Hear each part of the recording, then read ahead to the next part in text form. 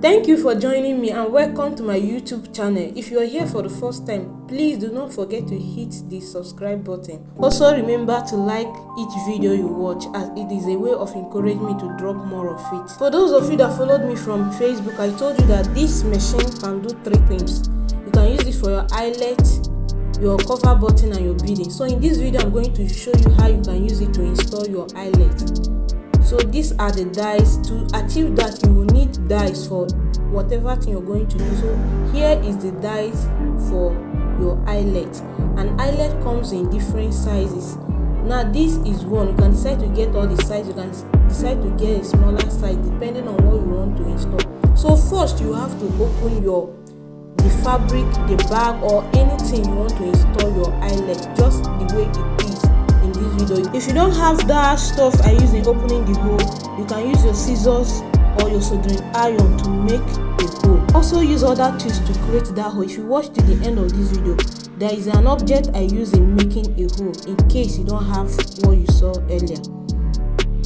Then when you're done opening your hole, you move over to your dies. You pick up the dies that fit in the holes. You remember I said these dies comes in different sizes.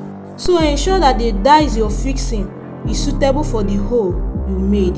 So when you're done fixing your dies, then you first of all place your eyelet. This eyelet comes in pairs, the longer side and the short flat side surface. So you put in the longer side first, then you place the object you want to fix that you've already bought, either your clothes, your bag. Then before you put in the flat surface, you put in the flat surface also have the wrong and the right side, so you try to identify them, place it on top just the way you're seeing it on this video, and then you can now press down your handle and your eyelet will be ready.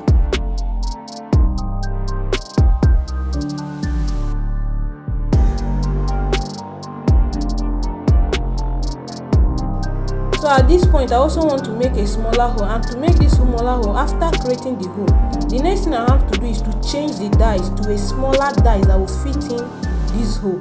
So I've already changed it before showing you this.